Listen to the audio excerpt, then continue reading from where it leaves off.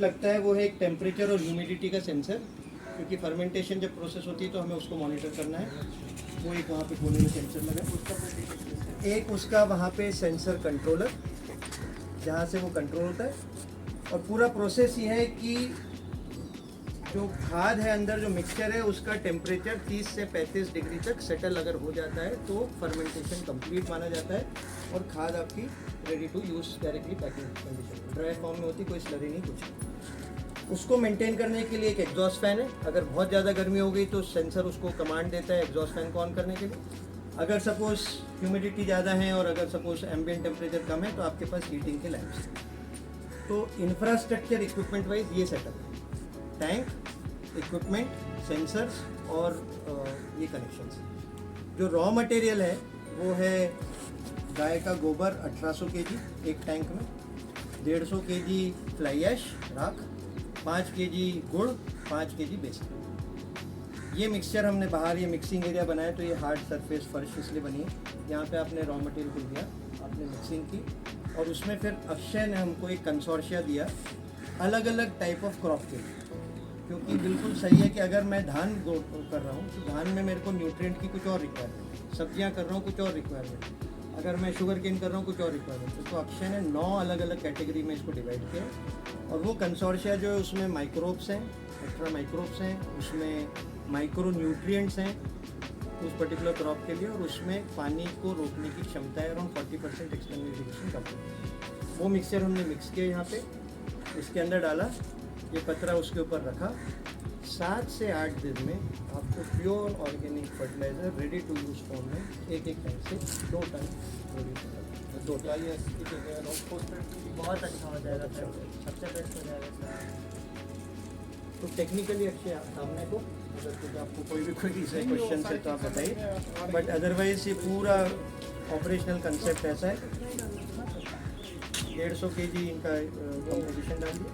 गोबर जो खाद आप कह रहे हो कि गाय का गोबर है या भैंस का गोबर है, वो कितना पुराना है? भैंस का नहीं जी, गाय का सिर्फ। पुराना होगा उतना अच्छा हमारे लिए। भैंस का नहीं, सिर्फ गाय का। बाबूजी हम देसी आदमी हैं, ये टेक्नोलॉजी के बेहतरीन जानने वाले हैं। इनसे जब तक हम जो है कि वो बातें नहीं पूछेंगे तो हम कहीं ना कहीं अटके खड़े रहेंगे। मतलब प्राथमिकता गाय के ही गोबर को देनी है जी।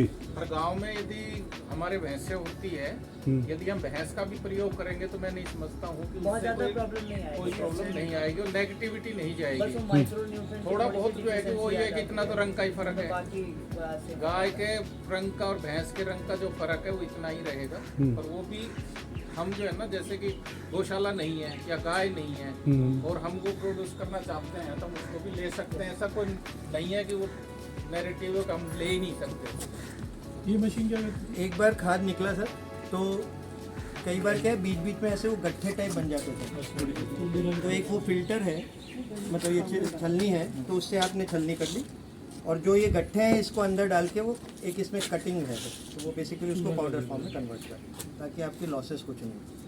नॉर्मली 2 टन का प्रोड्यूस मतलब 1.8 1.7 टन का तो निकलता है। फिर ये यहीं गाँव में बिक जाता है। अब इसमें क्या होता है सर, इसके 4 पैकेट्स में रखा है। 50 kg का गट्ठा एक, जो यहीं की पैकिंग हो जाती है। इनफैक्ट ये सारा यहाँ से बैग में जाता है 50 kg जो गांव में बिक जाता है।